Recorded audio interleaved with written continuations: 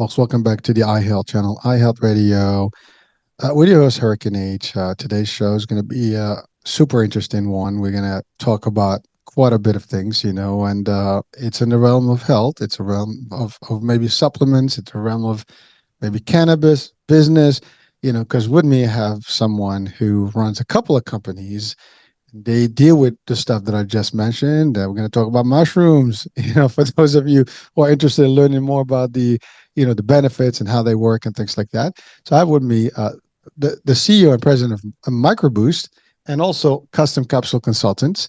And Robert Johnson really is working towards making things happen for a lot of areas of our health. And I'll leave that to him because he's going to talk to us a little bit more about the different functionalities of the products that they actually manufacture and, of course, MicroBoost exactly. But before we go there, I want to just have, Robert talk to us a little bit about the story because, I mean, there is a story about getting into this world and the success story as well because running a business is very difficult. It's not an easy task for anyone. So anyone that's out there running a business, you would know it is hard. And anyone that is not and wants to start a business or get involved in the business, maybe there's a couple of things that we could learn today about.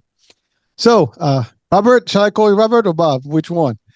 Hey, my friends call me Bob. You can call me Bob. And thanks a lot for having me on the show. It is hard being an entrepreneur. And, if you don't mind, I'll just kind of use you as my therapist to talk through all the trials and tribulations we go through.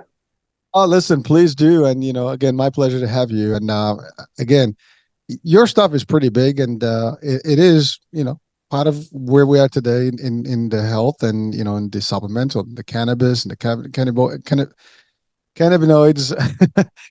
I usually get difficult, with that word, but I'll get, back to it again.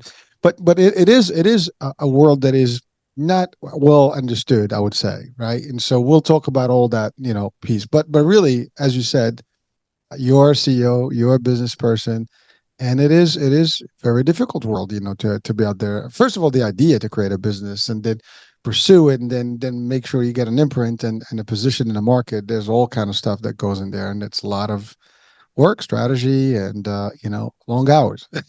I can relate to that. Yeah, absolutely. I was just talking to a friend earlier today, and we were just kind of debating the semantics of it. Like to run your own business either takes, a lot of confidence or self-belief, or another way to look at it is just like an ongoing delusion, deluding yourself that what you're doing is meaningful and that things are going to work out, and you just have to, keep going forward. Well, Bob, it is real. I love what you said. You were having this discussion. What are the merits of it? And some people like does it pay off? Is it worth it?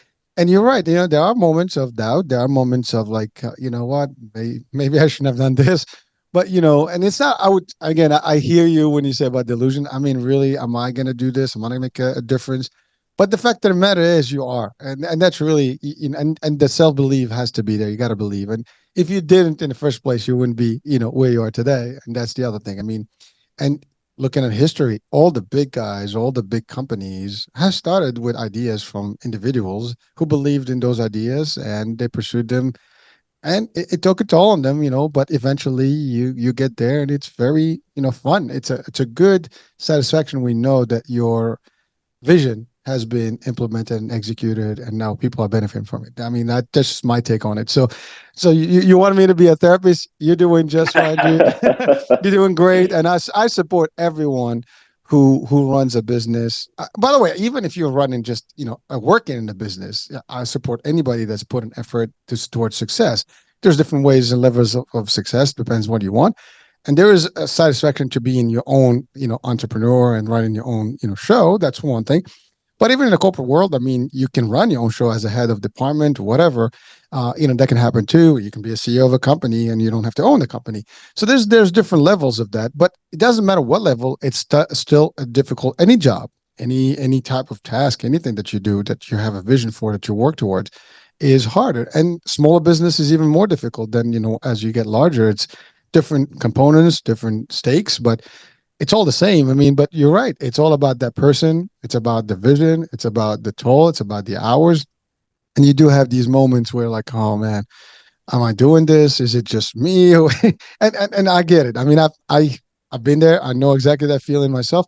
But for our young entrepreneurs or people who want to be in it, just know that it's going to be a sacrifice. There are things that you have to give before, when you get into a business. For example, this is not a 9 to 5 concept where you walk in, you expect a check and it's going to happen. There's a lot of work. There's your money invested. There's your time invested, but there is a pleasure of putting a lot of work up front and then I guess get in the fruits later. And I think that's the best way to look at it, right? I mean, yes, like everything else, you are building the foundation, then you can sit back, relax, and enjoy the ride. And that's exactly what happens when you're in the business. Now you're running two businesses. That's quite a bit of I guess balancing the role in both sides and making sure that these things happen. And they're pretty impressive companies. So let's talk about the story behind the companies and the vision that got you into it. Yeah, well, I moved to Los Angeles in 2008 and started working in the cannabis business, started my own company of edibles called I Can't Believe It's Pot Butter, which really was just Love it. my roommate and I were writers. We moved to LA for creative writing, and we at the end of the day when we were done with our work just kind of joked about how it would be funny to have a company or a brand with that name. And after a month or so of just kind of having the pipe dream about that, if you will, we're just like, we got to try it, otherwise we got to stop talking about it. And so I ran that company for a few years, sold it in 2010, and then was a founder of another cannabis startup called Tetra Labs. So we did that for 8 years and sold in 2018, right as California was becoming legal. And about that time, CBD and hemp became legal on a federal level. And so we saw a real opportunity to get in, use our product development and manufacturing expertise and experience to help a lot of people that we saw were jumping into the hemp space. Consequently, we got into making all different types of supplements over the past 4 years. And people kept contacting me about lots of different brain or nootropic products, and wanting to formulate those. And so as part of my role for a lot of these companies, I would research the ingredients and help them come up with a really quality product. And one particular ingredient that just kept getting brought up over and over was lion's mane mushrooms. And the more I read about it, the more I was just fascinated with how lion's mane affects the brain. And, similar to my experience with cannabis and CBD, because there's not a lot of research on it, so much of the benefits or the positive sides of it are all anecdotal. But as I was, meeting more people, reading about people's experience with these particular type of mushrooms, first we made a few products for a handful of different companies, and then eventually decided, we want to have a brand of our own. This is something that we could really get excited about, and like you say, really decide that it was meaningful and important enough, to spend 50, 60, 70 hours a week, going from vision to reality. Well, you stayed in the world of cannabis essentially from the beginning, and was there any reason? I mean, was it just to have something that you loved and enjoyed, and then you decided to turn into a business opportunity, or it was something that you felt that it was necessary because of the therapeutic, and health benefits of it? Yeah, I mean, I was always into cannabis. I, went to a liberal arts school and, got a degree in creative writing. And when we moved to LA was in 2008, was right when the housing crisis, the economy was down. There was a writer's strike. And so just out of necessity, my roommate and I were doing odd jobs, ghostwriting, a little comedy writing, but we still needed to pay the bills. And I had good friends that right after graduating went and stayed with some friends in Humboldt County that were all growing cannabis. And we moved to LA literally the day Barack Obama was elected. And so we just saw an opportunity, and naively we thought, oh yeah, we'll just start this company, and then we'll have some money, and maybe we could go and intern on a show that we like The Office, or whatever was popular then, and the rest of the time, we'll play golf and smoke weed, and this company will just run itself. We quickly learned that it was all consuming, and especially at the beginning, took all of our time, our money, our credit card limits to get over the hump, and start to make a profit and pay ourselves. But throughout the experience, it's been really interesting to watch cannabis go from totally illegal. I guess in California they passed it for medical in '96, but all throughout the Clinton and G.W. Bush administration, there was still federal enforcement of federal laws in the state of California, and so it's amazing now. It's a really exciting time to be alive, that 40 states have some form of medical or recreational cannabis, and now mushrooms and MDMA and sports gambling and all these things that were previously illegal are now finally coming around. And I think that all those things have always been done, and it makes sense that finally the government is like, well, let's try and get a piece of some tax dollars on this. Well, thank you, Bob. And I appreciate you sharing a little bit about your personal story about how it all started, and but you really hit on what we kind of discussed previously about starting a business. You realize that this is not going to be just an overnight or weekend deal. This is a real deal, and we have to stick with it. It's going to take a lot more than what we thought. But again, you had vision. You saw the opportunity, and that's the thing. You saw it and took it, not just saw it and just okay. Well, there's plenty of opportunity every day, but not everybody takes charge and leads, into something and really take a leap of faith in essence into a venture that, to your point, is very heavily regulated and things like that. There's a lot of stuff that's going on, but you saw that happening, and you're right. California is one of the earlier, state, if not the first state that kind of made it a little bit more, actionable in terms of access to cannabis and things like that.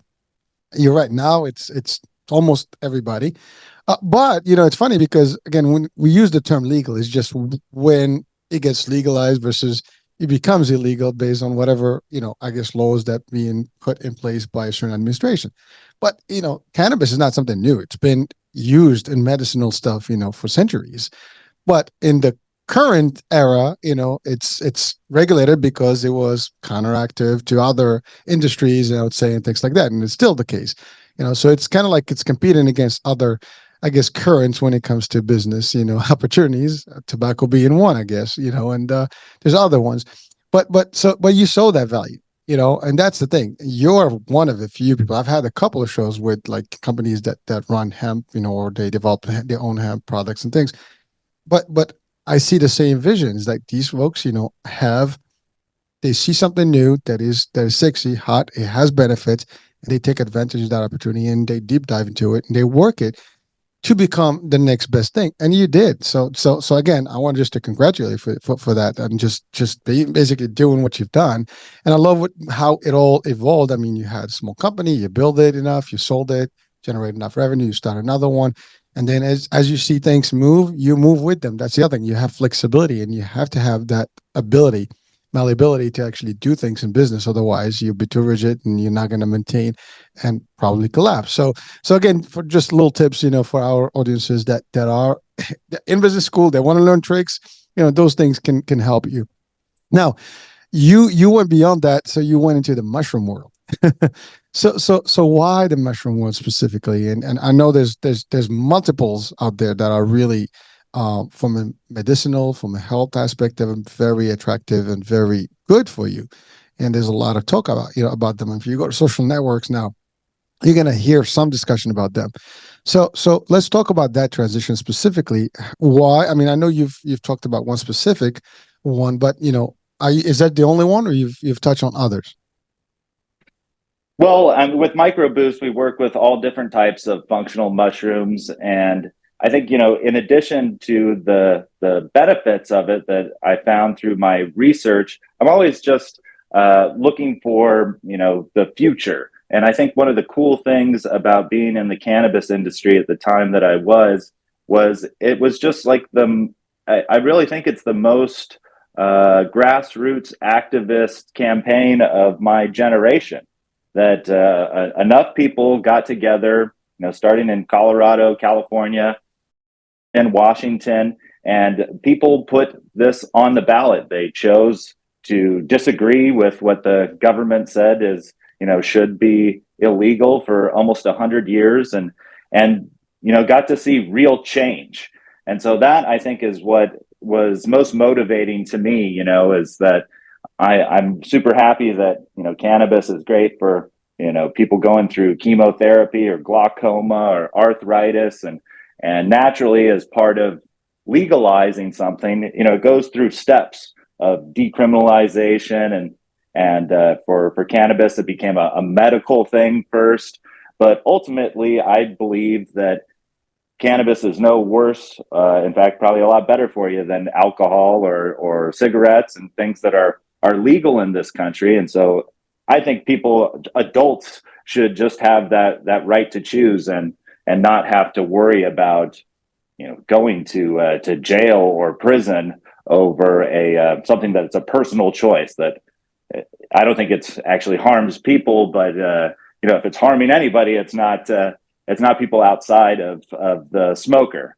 And so I also saw the rise in popularity of CBD, right? So as marijuana, as cannabis was becoming legal and in all the mainstream headlines, CBD also grew in popularity. And it was funny because it wasn't until really I think it was in 2014, Sanjay Gupta was on CNN talking about CBD, and all of a sudden I started getting calls from like my aunt, my grandma, people calling me and saying like, hey, did you know there's this cannabis that has all the benefits, like all the medical benefits of marijuana, but none of the psychoactive effects? I was like, yeah, I do. I know all about that, Grandma.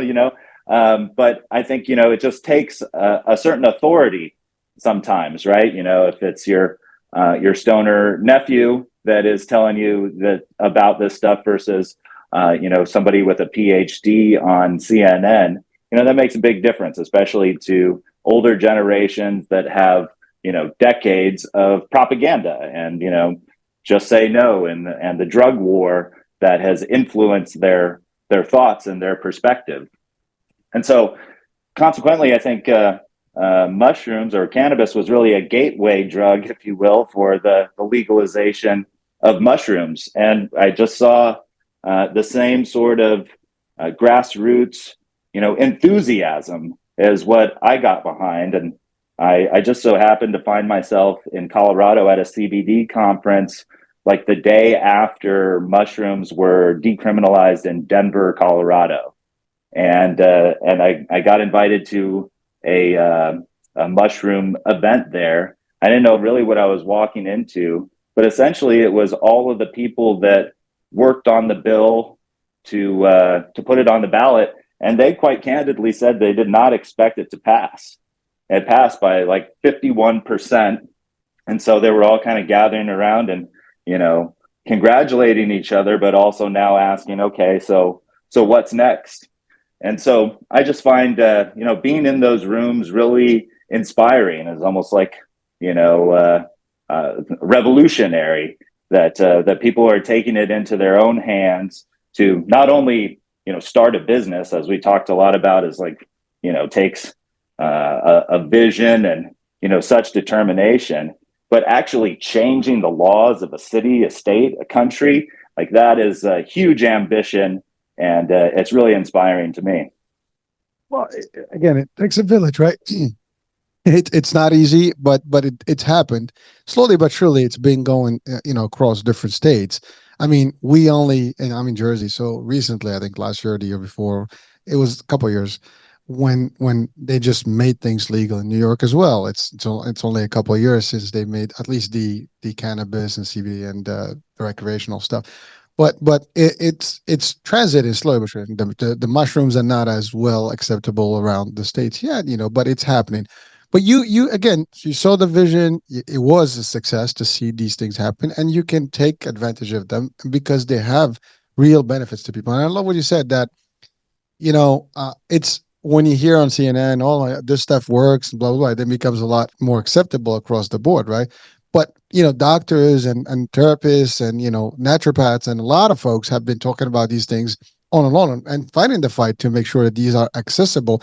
Believe it or not, even in the insurance space, I'm in the insurance space, and we tried actually to get this stuff for our seniors and the senior market for paid management and, even for younger folks, like, to counter the, what to actually basically be a substitute to opioids and things like that.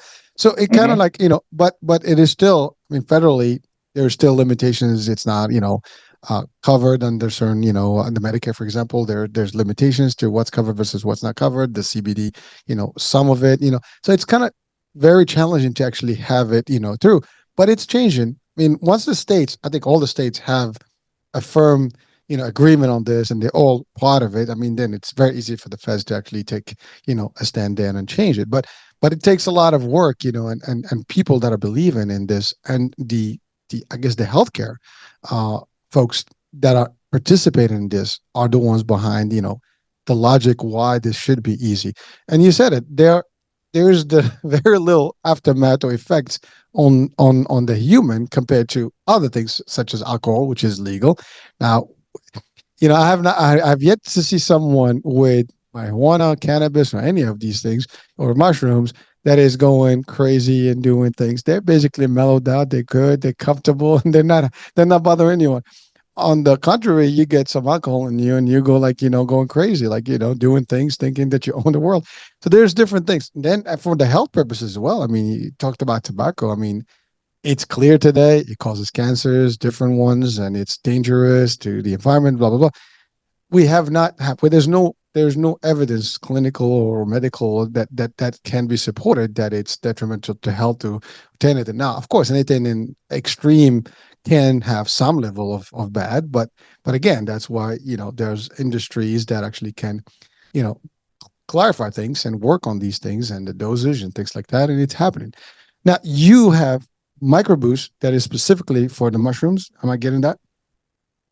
Yeah, MycroBoost is our functional mushroom brand. So, part of working in these, up and coming industries, a lot of time consuming part of it is educating people about these things, right? A lot of people have heard about them, but don't know all the details. So there's, your edible mushrooms that you put on your pizza or in your risotto, and then you have your functional or medicinal or adaptogenic mushrooms. Mushrooms like lion's mane, sometimes people will eat that as well. It tastes pretty good. They're usually used for their medicinal benefits, and they've been used for thousands of years in Chinese medicine. Even there's a famous Iceman, like Neanderthal that was preserved in an iceberg. It's called Otzi the Iceman, right? And he had a little satchel with mushrooms in it that archaeologists surmise, he used as antibiotic or used as medicine. And this guy's, thousands and thousands of year old corpse. So yeah, mushrooms are really fascinating, and I think in part of why functional mushrooms are having a real moment right now is because of the mainstream attention of psychedelics, and psychedelics now just starting to be decriminalized in cities or legalized in states like Oregon and Colorado for therapeutic use, which is the same path that we saw for cannabis, right? You start with decriminalization, and then you roll out the sick people, PTSD, extreme cases of depression or whatever, and it's a great excuse or a great cause for legalizing these things, or at least reconsidering that they might have some benefits to people, and it's just a step, I believe, and I predict towards full on legalization for adult use. 21 and up. You can make your own decisions. I think we're all, you know, Well, so uh, question. Go ahead. Sorry. Oh no, just that I believe that adults should make their own decisions, right? You could eat too much cake and or too much booze, but we all are going to do our own thing anyway, so we might as well not be wasting even more tax dollars enforcing penalties for it. Well, that is true, and I mean, you make a great point. I mean, we've seen it. I mean, history is amazing, right? Like when you think about it, a lot of people, for example, went to jail for minor position stuff, and then this stuff becomes legal. So what do? Do you got to give them back time? You pay them back for the years that they've missed just because the law changed. It's amazing. It's a human thing, and sometimes you can't get your head around it. Like when you really think like, so what gives, right? I mean, a year ago, like a day before, literally when these things pass, someone can be, incriminated and puts in jail for a minor thing, and then next day, oh, you can have the same thing, nothing happens. It's just unbelievable. But you're right, people are gonna do what they have to do, and sometimes they challenge the status quo, and there's nothing you can do about that. I think that's I guess the beauty of the states specifically is that we have that. I mean, the people are the people, and they do what they have to do, and every now and then they do challenge, the concepts of the government and the law, and it just changes a little bit dynamics. And it over the history we've seen that over and over. I love what you said. I mean, you have someone who's 1,000 years, frozen, and preserved with, mushrooms, which again goes back, as you said, the Chinese medicine, Eastern medicine, Native Americans. I mean, all over the world, actually, these things have been used over and over centuries for their, real medicinal pieces. And yet they were still marginalized because of different things. As we said, it's really sometimes it's just competitive with products that can be a little bit more um, I guess profitable, as well as they have enough lobby power. I mean, I don't like to talk politics, but that's part of this deal. I mean, when you're in some industries, there's quite a bit of power that goes beyond politics and passing bills Yeah, and make sure. I find it funny sometimes that people, categorize plant medicine as separate from traditional medicine or Western medicine, because in actuality, all Western medicine is either derived from plants or a synthesized version of it. Aspirin comes from willow bark. Penicillin was actually a fungus bacteria, that was discovered by accident from some spores that flew through a window and landed in a petri dish. So really everything of value on the planet comes from nature, and medicine is no different. And so now it's really interesting to see these different worlds converging of naturopathic, plant medicine, religious ceremonial hippies or whatever you want to call it, and then the pharmaceutical industry also really interested in synthesizing these compounds, switching them up enough that they can patent them. But the more studies that come out about breakthrough treatments for previously treatment resistant issues such as depression, PTSD, that has definitely got the interest peaked of the pharmaceutical industry. And I think that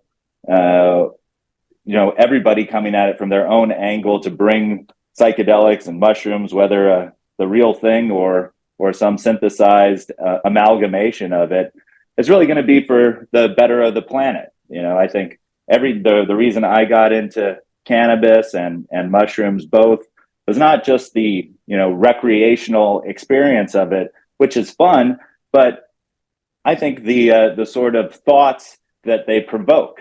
And I find it interesting to work in an industry where we're talking about plants that really make us, question the nature of our existence and the meaning of life, and how we treat people, and being focused on our own like personal evolution, and having these substances which are naturally occurring that can really alter our perspective to see things in a different way. And I think in the case of mushrooms, one anecdote that always comes up is that the solutions to your problems were always right around you. They're not these elusive thing, but if we get just stuck in our habits or in our perspective of thinking, our our mode of thinking, we can miss this stuff because we have blinders on. And I think that's one of the beauties of cannabis and mushrooms. It allows us to sort of step outside ourselves, see things from a new perspective, and then integrate that. Not smoke every day and avoid your problems, but using that new wisdom that you gain to be a better person. And so the supplement industry, largely is branded around that, being your best you. And I really try to embody that, and I enjoy meeting other people that's what they focus on a daily basis. Well, thank you so much. Again, it's not a difficult concept. It is something that is beneficial, and we just need to use it. And by the way, as you said, everything around us comes from nature, no matter what. I mean, yes, we synthesize things, but we still need I guess, the bare minimum stuff from nature to start whatever it is that we manufacture. And you're into manufacturing, so you use a lot of the stuff, different. I mean, obviously you have labs, you have these things, but you do have to get the ingredients from somewhere, and those, a lot of them are available in nature. And many of these things were discovered, as you said, medicinal stuff that was just like, oh, what is this? It works. Let's put it into a capsule somewhere and just have people, get it, or maybe put it in a syringe and throw it into somebody's bloodstream. I don't know, but it's been like that. But so, the name MicroBoost, is an interesting name. I've been kind of pondering a little bit about, like, there's got to be some level of strategy behind it. I mean, I love that boost. I mean, these things give you a boost. So so let's talk about what is that. Is that a surge boost? Is that what kind of boost are we talking about? Yeah, well, it's a fun story about how it came to be. We had a little like company retreat up in Big Bear a couple summers ago, and one of the team building activities we did was we had a Shark Tank esque sort of pitch session, and we broke up into three teams, and we had a combination of salespeople and production people and management all kind of mixed together, and kind of got together for a couple of hours, and the assignment was, come up with a product and a pitch, and then we decide, which one the sharks wanted to invest in. And so this group that I wasn't a part of, salespeople and production people, came up with the idea of MicroBoost. And originally we were the pitch from that night was combining functional mushrooms with other traditional supplements for targeted effects. So if we would have lion's mane and ginkgo biloba, and stuff that was good for your brain, and mixing those together, or cordyceps and caffeine, natural energy source from the mushroom, and then a combination. But micro is spelled with a Y because mycology is spelled with a Y. It's the study of mushrooms, and then boost, of course, yeah, is a boost to your health. It's a if it's a good boost to your microdose. So if you are microdosing mushrooms and you take our products, you're going to have some synergistic effects there. You don't need to have a microdose to feel the benefits of functional mushrooms, but they do work really nicely together. So that's kind of a wink to our friends in the psychedelic world.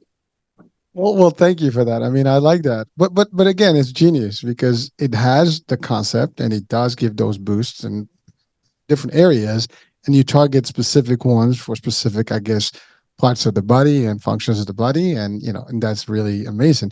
Now, I'm assuming there's production, folks, and I guess experts or doctors or someone like experts in that realm that actually make those combinations. Is there a scare? I mean, are the products scarce because those specific mushrooms are not, maybe I'm not sure. Are they available in a capacity where it's, everywhere, or a specific zone, or do you actually grow them yourselves? How do you get those products? Well, the Yeah. natural ingredients.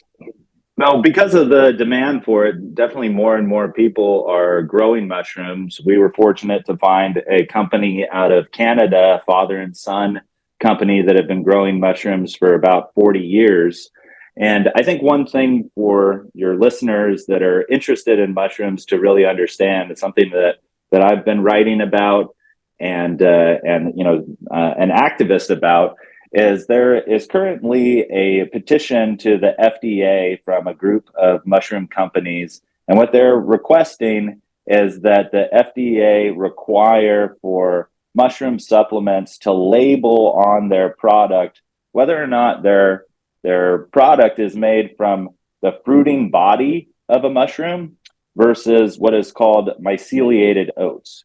And I'll explain that. So when you grow mushrooms commercially indoors, you have a starchy substrate, or the soil, if you will, that the mushrooms will grow on. And this is usually made with oats or corn or rice.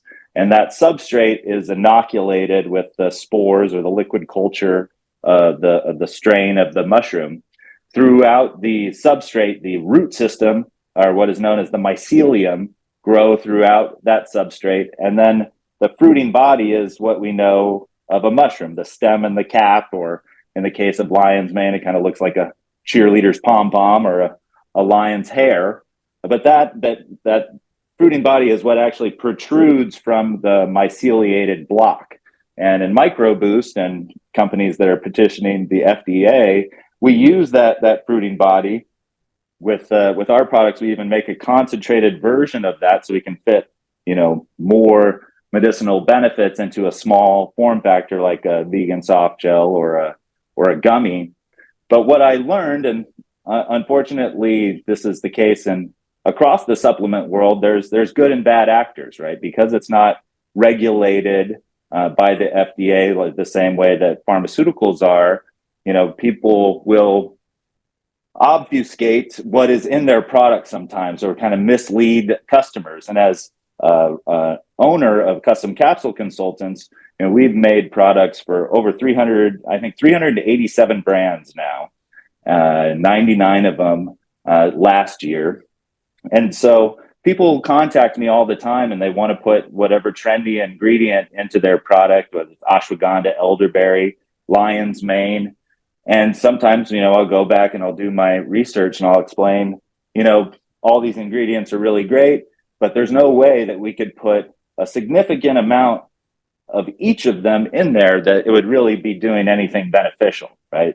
I wrote an article for Rolling Stone recently kind of defining these terms for understanding the mushroom market. In the supplement world, this is known as fairy dusting, right? So you're putting a little bit of an ingredient that has some cachet or popularity, so you can put that on the front of your bottle. But if you need 1,500 milligrams of lion's mane to really get some cognitive benefits, and you're putting 2 milligrams in there, well, then you're really just selling a placebo at best, or a bold lie at worst. And so what I learned a lot of mushroom supplement companies do is they buy the mycelial block from mushroom farmers. The actual fruiting body is much more expensive, but they'll buy that myceliated oat block, and that is what they pulverize and grind down and put into the cheap 2-piece capsules or mushroom coffee or mushroom powder.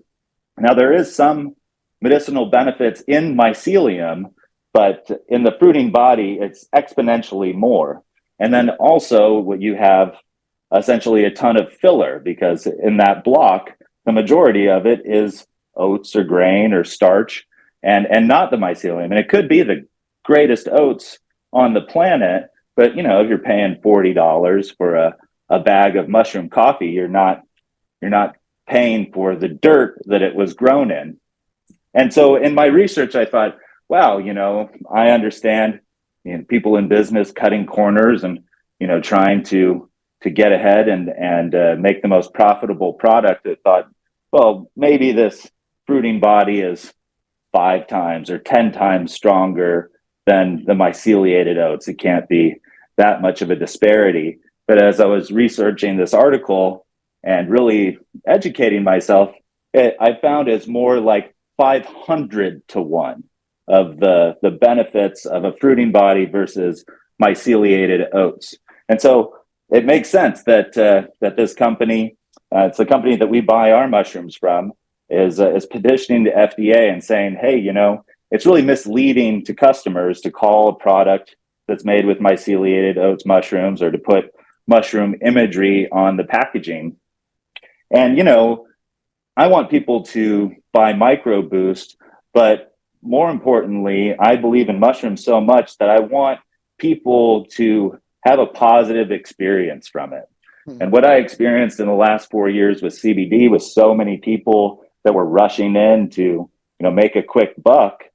One, they didn't know about making a quality product, or they didn't care, and consequently, because there was so much, subpar products out there, I think a lot of people got the impression that CBD doesn't really work. And actually, it's great for so many things. And those people might be really missing out on the benefits that a quality product could bring them. So I like to educate people as much as possible, keep supplement or mushroom companies honest, just for the sake of the industry, because I really did saw CBD go from boom to bust really quickly, and that's the last thing I want to see happen with mushrooms. Well, thank you, Bob. I truly appreciate you breaking this down because that's an important piece to our audiences. Because fact is, you're right. There's products and there's products, and it's very easy, as you said. That's not FDA approved, and so therefore you can get away if you have a small percentage of whatever you claim. Technically you have it, but it's not really the potency that you require. And so when people, I mean, we hear this all about supplements, vitamin D's, and all the other stuff, the standard ones. You buy some of these things, they don't have really what it takes to get that nice little boost to your immune system, whatever you need, as opposed to getting something that is high potency, which has a real effect, and you feel the difference between one product to the other easily. But I mean, again, industries are industries, right? Some will, you said it best. They'll cut corners. Profit is easy. Let's get in. You find a way. They're not lying technically, but they're just not giving you the full picture. They're not giving you the concentrated version. And for someone who is building a company, I think this best as a CEO is that your brand, your signature, your name, everything goes around that, and the quality is everything, right? If you short people on the quality, it doesn't last long. You only can fool people for a minute, and then that's about it, right? And that's exactly, some companies, they don't make it long enough because people, and they tarnish the image of whatever that industry is. As you said, people, for the last couple of years, CBD was big, but then as you said, now you have so many companies and so many, what do you call them, like fake, I would say, or like copycat, companies that come on the market that, and I'll give you an example. So we have a company for argan oil, Moroccan oil, which is, Right. the oil is only made in one place. It's only in Morocco in one zone, and you get these kernels and they get squeezed and you get real argan.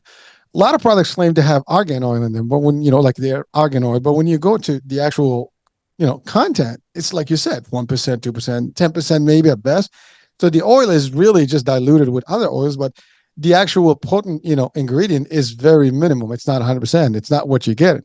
And that actually drives me nuts because here you go, you bring in something that is 100%. It's all squeezed fresh. You know where it's coming. It's coming from the trees to the factory floor, and then to the bottle. Meanwhile, you have people that claim they put a little bit and they sell it for the same or maybe cheaper, which that's the other part. Like, the cost varies when you don't have a big price. You just take it for what it's worth. Like, listen, I can sell this for $5. It's costing me like 50 cents. Meanwhile, yours is costing you a lot more. $5 is the cost and you got to sell it for more. So, and this is exactly industry wise, you have these, folks that get into it and they do make the money, unfortunately, but they also, kind of kill the reputation of the products that are out in the market. Yeah, it doesn't ever really make sense to me from even a business perspective, unless you're just trying to make money in a week and skip town. It costs a lot of money and time to acquire new customers, get them to try your product for the first time, and then if you're just counting on them to go for the placebo effect, then it seems like why not just spend the extra buck and make a really quality product that people are going to notice and tell their friends and it just seems antithetical to smart business. True, but here's the thing, right? That's not what they're looking at. Typically, what they'll be looking at is that, well, we're not lying. It is the product, and people don't know much about this product to start with. I mean, when I say argan oil, how many people know exactly what the ingredients are, and what it does, what the benefits? You could write, I can copy from any site and dump that and say this is what it does, and I'll make it work, right? But really, when you actually take like that bottle, you'll have to get like 20 bottles to get the same effect of one, and I guess that's good for resales and whatever. But as you said, it's not a long lasting strategy, and it will definitely eventually people get savvier as they learn more about the products, and the products get into the market. You get more experts that talk about these, and there are people that now with social media you be careful because they do take your product and sample them. People take them to lab, and they'll have a whole frenzy on and go viral just because of a mistake that someone can make. So it's very dangerous game, but yet it happened. It's been happening. And you're right. I love the kind of lobbying, or at least the concept of people really championing the idea that they have to get more stricter on these, companies, or at least these regulations, to make sure that these whatever you say on the label is really what's in there, and you cannot lie. You cannot, just claim, because I mean, the claim is correct when you say it has mushrooms. It has mushroom. Well, it has the, you know, percentage of a mushroom, but you could literally get away with it. That's what people have been doing. Now, the fun thing is that you are an expert on both sides because you also do the capsules and things like that. So you know that it requires certain things, and you understand the rules on that end. So that's a big, plus for you because, and I believe that was your first company, right? The capsules, the manufacturing. Yeah, well, custom capsules started before we came up with mycroboost. That's right. Yeah. So you know that business well enough, and you've covered quite a few brands out there. So I do want to ask a question about that. So those are the gel caps and the supplements caps and things like that. Is that what you're making? Correct? Yeah, soft gels is one of our main form factors that we specialize in. And at Tetra Labs, the cannabis company I worked at for 8 years, we always only made capsules out of gelatin, soft gels out of gelatin, which 99% of soft gels on the market are made from gelatin. But we wanted to, differentiate ourselves further and get to become experts in vegan soft gels as well. And in the health and supplement world, especially in cities like Los Angeles, people are more and more vegetarian. And even for meat eaters, I've never had a meat eater come to me and say, like, I must have cow products in my mushroom supplements. So it's good for everybody. And then it also the alternative to gelatin that we use is tapioca starch. It comes from the cassava root, and it has some cool qualities besides, I think, being more marketable because it's vegan. It also has a natural higher pH than gelatin. And so when you swallow a gelatin supplement, the shell has a pH about identical to that of a normal human stomach. It's between like 4 and 5. So the soft gel will break down in your stomach acid, and your stomach acid can destroy a lot of the active ingredients that's in that product, whether it's vitamin C or reishi mushrooms. But the higher starch, or the higher pH of the tapioca starch, allows it to survive the stomach and breaks down in the intestine, which is all just a long way of saying that you actually feel more of the active ingredients in there. And some gelatin companies even put what is called an enteric coating on their gelatin soft gels to raise the pH for that very reason, just a higher bioavailability. And in addition to that, too, they don't melt as easily as gelatin soft gels. So for someone like me running an e-commerce business, and I shipping to Hawaii or Southern California on a hot summer day, those gelatin capsules could have the potential to melt sitting there on a doorstep while the customer is at work all day. So that's just another cool benefit of vegan soft gels. But in addition to that, we make a ton of gummies.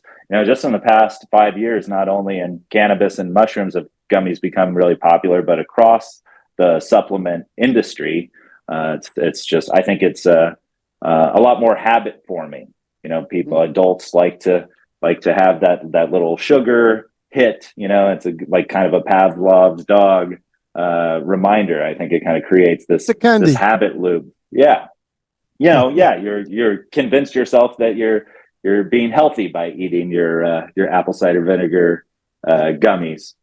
Which, by the way, like you would need to eat the entire container of apple cider vinegar gummies to get one full therapeutic dose of apple cider vinegar. But I digress. But we make all sorts of different products. I think our most popular one is our mushroom coffee, and it makes sense. Speaking of habits, coffee is the most widely consumed drug on the planet.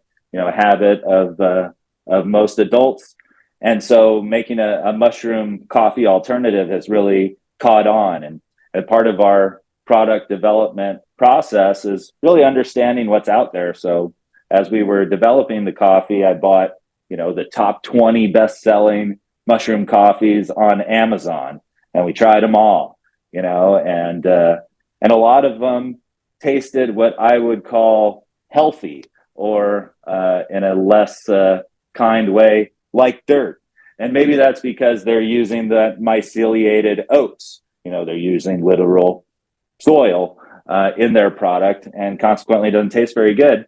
And I thought, if people are really going to change this really ingrained habit of drinking coffee, then it's got to taste great, and it's got to really be a good substitute for that boost that you get from 125, 250 milligrams of caffeine, depending on how tall your Starbucks cup is. And so we looked at everything and we decided we're going to put more mushrooms in our coffee per serving than anybody, and we want to make it taste, undeniably delicious. And so, yeah, we do have more mushrooms than any company. Fruiting body mushrooms as well, 3,000 milligrams per cup, and that's across 5 different mushrooms that we use: lion's mane, cordyceps, turkey tail, chaga, and reishi. And to make it taste good, we use organic cacao, which is also an adaptogenic in itself as well. And, is good for anxiety. It's nice and calming. And, it's like a mushroom mocha. So it's a great way to start your day. Love I it. still love coffee myself too. So I take a tablespoon often and just stir it into my hot coffee. You can do it with hot water, but I like the combination personally. Just on that, the mushroom coffee, is that MicroBoost mushroom coffee, or that it has a different name for the brand? No, it's MicroBoost. Yep. Okay, it is MicroBoost. Okay, so we're gonna have to check it out. Because I've tried other mushroom coffee myself, but I mean, they're good, but I still haven't found the one that is like real, like close enough to coffee with the same kick, that kind of thing. I mean, I am a coffee lover, so I drink, at least like 2 cups a day, and with no extra stuff. I don't do sugar, I don't do milk, but I like my little, just pure caffeine in there. But yeah, but it is, as you said, it's a healthier substitute for someone who wants to transit. This can be a good way to do that without giving up your, I guess, your fixation on and having that nice little boost, in the morning, right? So it makes a difference. So we'll definitely check it out. And again, thank you for clarifying that, because that's an important piece. Yes, I mean, it is what it is, but it depends on where and how much of the ingredient is in that particular bag. That's what really matters. And whether it's in a capsule or a bag doesn't matter. It's the same thing. I just, the analogy you said as the apple, cider vinegar. I've actually had those. They taste very sour, I guess. Acidy, but I don't know to what level that content is. And but now you just clearly, I mean, might as well just get a nice little spoon and just get one of those, right? Yeah. It makes a difference. But like again, I try to get into the health concept and make sure that we have some good things, for our audiences. But I also, I'm a consumer too, so I'm always looking to get some good stuff, that's in the market, and learn about it, for health purposes, and to share with my family, my parents, or my mom specifically. She's an older lady with diabetes and some other, stuff. So whatever we can do to help, we can do, and we do the same for our people. Now, the company now, MicroBoost, it's only online, I'm assuming. Is that what it is? Because you mentioned e-commerce, or you have, outlets. Yeah, it's primarily online. We do have a few mushroom stores that are carrying the product now, small grocery stores, and working on getting them into some local coffee shops. We started experimenting with some coffee shops here and offering a mushroom mocha on their menu. But yeah, I love interacting with the customers directly. But we do have a sales team that is working on getting our products out there in a wholesale way. And I'd love to one day be on the shelves of the Whole Foods and the Erewhons and the Sprouts of the world. Well, listen, it will be there. I mean, again, these companies. I guess they're always looking for the best of the best. That meet their criteria of whole and healthy and less GMO and all the other stuff. And so, as long as you're there, I mean, I guarantee you that they're not gonna find better. Especially if that's what you're aiming for. I mean, they could do their homework and they'll figure it out themselves. So I know that's going to happen. It's just a matter of time. And um, now, is this only in the States or in specific states, or is it also available? I mean, I guess the online is the online. Everybody can order, right? But from the outlets, that will be just in the States to start with, right? Yeah, so far we're just selling to North America. Just this past week, I got our first order to Guam, which is Ooh, American territory, but outside of the continental U.S. that must be exciting, right? I mean, you Oh, get a little totally. bit. Yeah, it's. I mean, listen again. It's a not. They're not big. There's not enough knowledge, I would say, out there, and so this particular show is definitely one of the few that's discussing about the mushrooms and the benefits, and the whole concept behind it. So I know that the more people hear about this, the more they're going to get familiar with it, the more they're going to be attached to it. Hopefully, it becomes mainstream sooner than later, just like everything else. I mean, CBD now is everybody's mouth. Everybody knows about it. So this is the next big thing, and it's gonna happen. It is happening. You are leading again. You are, I would say, cutting edge. You are a pioneer in this area, and you're making a difference. You and your colleagues, in the company. So it's always an awesome thing to be part of. I mean, at least I'm happy to have had this discussion with you. At least I learned quite a bit, and I know that our audiences will learn more now they have access to you and the company and the sites. Now, quick note: I know that on your capsule stuff, the supplements, you actually do like companies can actually do their own supplements through you, and you develop that for them. Like you can produce that for them. Yeah, absolutely. We do a couple of things. One I define as white labeling. So we have all sorts of different plant-based medicine, from hemp to mushrooms to kratom to just traditional supplements like CoQ10, and we white label these products, meaning people can call us up. Well, they want 100 bottles, 10,000 bottles of a product that we make. We have it in stock, and we can put it in their packaging of their choice.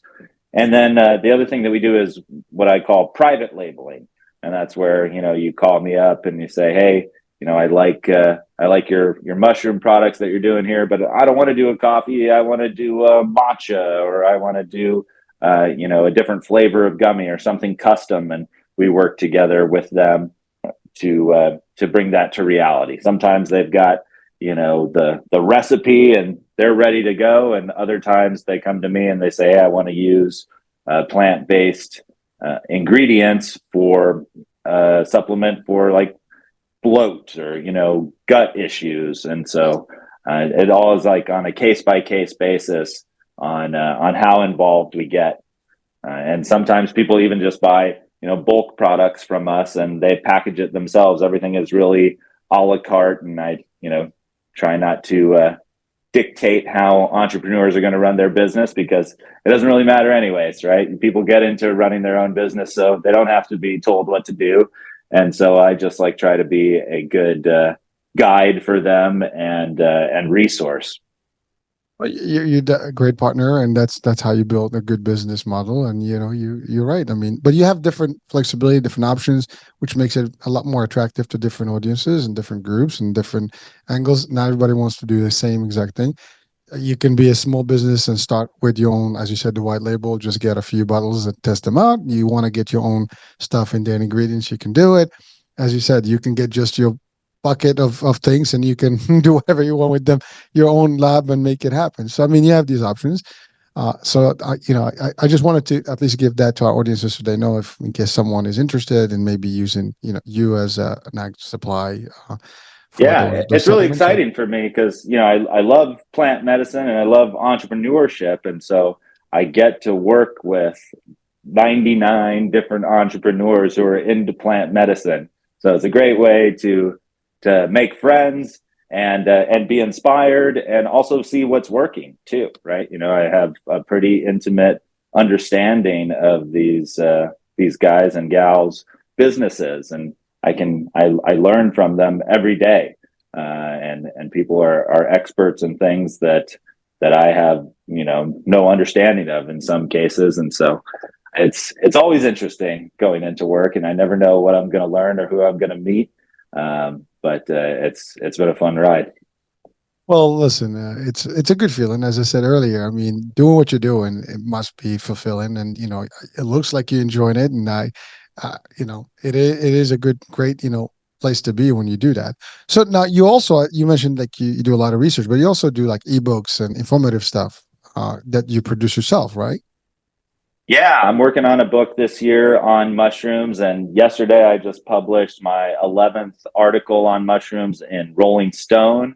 I'm really excited about that. I grew up loving reading Rolling Stone, and so that's been a lifelong dream fulfilled. I went to school for creative writing, so I'm happy that I still get to exercise that muscle in a way that helps and elevates my business. And yeah, and I also, it's a great excuse to talk to people. Just say, I'm writing this article and I find you really interesting. Will you tell me everything you know about mushrooms? So that's been a lot of fun. But not only Rolling Stone, but all sorts of different trade magazines and stuff. This last one that just came out yesterday is about veterans access to psychedelics, and Biden just a couple of months ago passed a $10 million defense bill to invest for psychedelics for veterans with PTSD. And as someone who is on the cutting edge, I sometimes feel like change isn't happening fast enough, and certainly the wheels of bureaucracy spin slowly. But at the same time, I really have to step back and see that change is happening. And I grew up in Texas in high school, and just one little gram of cannabis 20 plus years ago, it gets you in jail for months. And I experienced that. I thought it was a grave injustice, and I'm so happy that we're waking up and not enforcing asinine rules like that. Well, thank you for sharing that. And by the way, you touched on the veterans and the PTSD. That's a big area where there's a huge need for help, and in a lot of it, a lot of it, right? And so this is definitely a form of assistance. These products can be beneficial to folks with PTSD, but all types, but veterans specifically, we have a lot of that problem, and it exists and it is real. And there's not enough, as you said. The wheels are turning slow. It's slow mo. We need to speed up the process, but at least a little bit of effort or a little bit of progress is good progress, right? It's progress at least. So we take it. Now, in terms of ingredients or like potency and benefits, is there anywhere where people can actually find the products, therapeutic, I guess ingredients as well as uses? Well, yeah, because I'm always writing. I have dozens of blogs on mycroboost.com where we talk about each specific mushroom individually, talk about the benefits of coffee or soft gels, and the specific formulations that we put together at MycroBoost. And then if you search, Robert Johnson, Rolling Stone, mushrooms or psychedelics, you'll find my articles on that as well. And I don't just write about psychedelic mushrooms, but almost half of the articles that I've written for Rolling Stone have been about the functional mushrooms that we're talking about and all their benefits. And in the Rolling Stone articles and the blog posts too, I link to tons of research. So even if my blog or my article is 1,000 words, if you click on every link that I have in there, you're probably looking at 30, 40,000 words per article that your listeners could choose or not to, find which links they find most interesting. And it's the internet, man. You can go down a rabbit hole and learn as much as you want about these things, which I've found myself on many nights down that hole. Well, you are passionate about it, and you're doing it from the heart, and you believe in it, and therefore you're giving the best, and the more the better for people to learn. And again, that's the other thing. When you learn about things, you know what the benefits are. You'll be promoting them more, right? You'll love them. You'll use them more. You'll share the value with others. And that's really what it is. So I definitely will have the actual links to both your companies and definitely to the blog, so people can actually get access and hopefully do their own research and see the value and eventually become, a customer. And why not? Now, talking about, influence and talking about, interacting and teaching people, we live in a world of influence and influencers. Now, I know that you do some work there. What can you tell us about that area? Because I know a lot of companies use now today influencers to promote, products.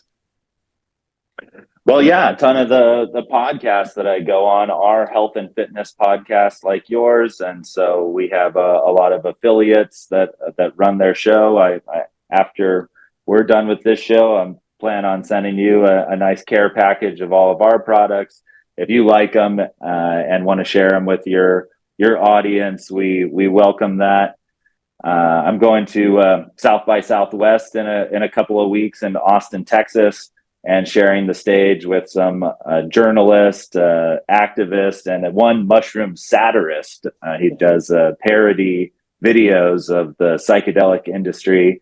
So yeah, those people all have a lot more followers and influence, or at least social media influence, than mycroboost. And so I'm really honored to share the stage with them. But because I was in cannabis for so long, it was really kind of a underground market. I wasn't going online and promoting our brands when it wasn't totally above board. So consequently, I just don't have this experience that even like 15-year-olds know way more about social media than I do these days. And so I'm trying to learn more about that myself. And I really, we have a newfound respect and appreciation for people that are constantly putting out content and making great podcasts and making great reels and stories and videos. It's not easy, it's easy to criticize, but it's not easy to do something quality consistently, and find an audience for it. It's just like entrepreneurship, you gotta work at it every day. Well, I want to just, on behalf of all those guys that you talked about, all the influencers, I thank you, because you're right. It is a lot of work, and there's different levels of influence, right? I mean, some people, as you said, they can just go on and criticize and get viral because they criticize an actor, a celebrity, a game. It doesn't matter. I mean, that's their niche. That's how they do it, and that's fine. But finding, it's the ones that actually just give, the real thing. I mean, they just have authentic content and get in the right stuff, more educational, more innovative, more mind stuff. That's a whole. It takes a toll. It takes a lot of work, as you said. Then these folks that really dedicate themselves to do this, but they do have a voice, and really that's the new media. That's really where it's happening today. Most people get their news, although I'm not gonna, encourage that. I mean, you don't get the news just from anywhere, but you want to vet out your information all the time. And I always say this, you know, we give information to people, and it's up to the people to do what they need to do. And the due diligence is to actually do your research. And that's why I asked about, where people can go and find more information directly about the products and things, because it's not hard to do. I mean, you can Google things, but if I want your products, I want to just see what they mean, and I can go to you and I can learn about them. And so it's actually the safest and the best way to do it. So, but yeah, it is a big world, and I guess that's going to be part of your company now, and it's the future. And soon, I don't know. With there's AI too now. There's a bunch of stuff. It's funny because I don't know if you saw that bubble that came out. Mm. No, you didn't see it. Oh, I did. I didn't know what it was. Neither did I. I don't know what it is. I think it's an. I literally, I it just popped up. This is the second time it happened on a Zoom call. So I don't know what happened. It just popped up, but I have no idea where it's coming. So I got to find out where those things. And there is a new feature of AI in the Zoom, so maybe that's what happens. But it was like, what the hell just happened there? And but we'll edit that. All right. Well, listen, we've covered quite a bit of grounds here, but anything you want to leave our audiences with before we close our show today?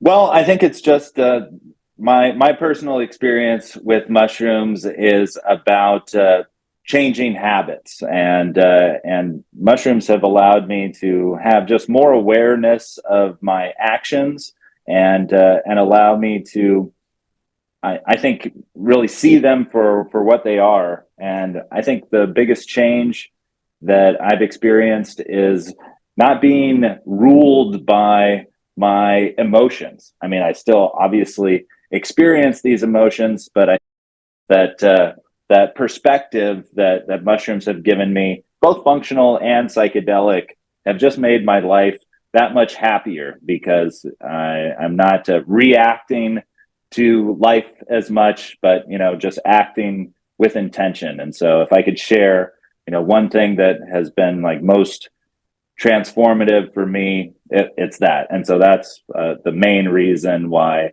I encourage people to try it. And if it works for them the way it's worked for me, then I think they'll be really happy.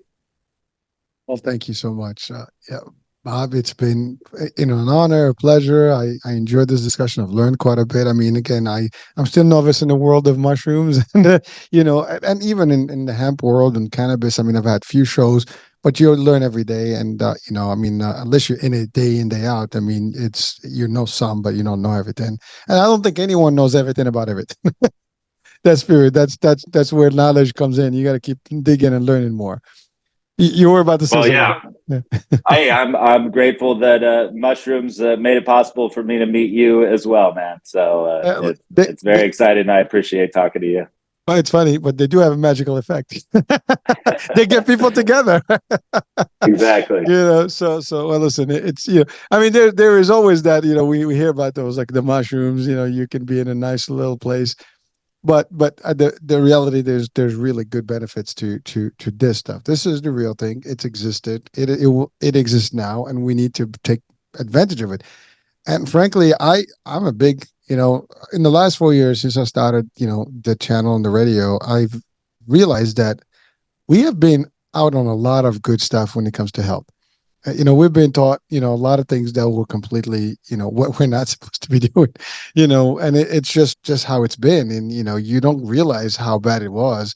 I'm gonna give you a real this is a real thing. So my kids craved Burger King, so we got them Burger King. So I have cats, and I gave the meat to the cats. The cats would not eat it. Wow. Now, when cats don't eat the meat, there's got to be a problem. So I have to tell you, I don't know. And again, I'm not saying Burger King or any of those franchises, but the fact of the matter is, you know, there's food, and you got to pick your battles here. What do you want for your body to digest, and how you want your body to operate? That's up to you, folks. But it's something. I mean, I was like, what the hell? These cats don't want to eat the meat. Now we know. I told my kids, now if they can't eat it, you shouldn't be eating it either. Well, that's a health conscious cat. I don't think my pit bull would be as healthy. Again, that's. I mean, to be honest with you, I was shocked to see that because I thought cats will eat anything that you put in front of them, but this was like an eye opener for me. I'm like, is that a sign? Maybe no more fast food in the house. But I'm a health freak, but every now and then we all fall into it. You cheat every now and then. I mean, that's the thing. There's influence, right? There's this stuff is all over the place. So sometimes you just fall into it, and you're like, okay, whatever, just a day. Who cares, right? But anyway, so that was just something I had to throw in because we were having this discussion about the health and the benefits. All right, well, Bob, thank you so much for being on the show. It's been real, man. Thank you. Likewise. Thanks a lot, man. Have a great night. Appreciate you. You got it. Well, that's it, folks. Hope you had some fun with us today. You've learned quite a bit, about the mushrooms and some of the benefits and how it works. And we even talked about the encapsulated and some other things, the supplements, the labeling, all different things. So there's definitely things here that you want to take home. Do check out the website and do check out those blogs and learn a little bit more about mushrooms and the benefits and how you can take care of your health using these things. All right. So we'll be talking soon. New day, new show, new topic. I'm Hurricane H. Bye for now.